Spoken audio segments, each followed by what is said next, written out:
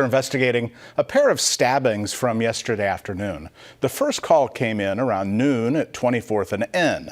A 34-year-old man told officers he was involved in a disturbance with another male who allegedly swung a knife at him, cutting his abdomen. About 6 hours later, OPD called to another stabbing near 22nd and Jones. Officers found a 33-year-old male victim. He received medical treatment.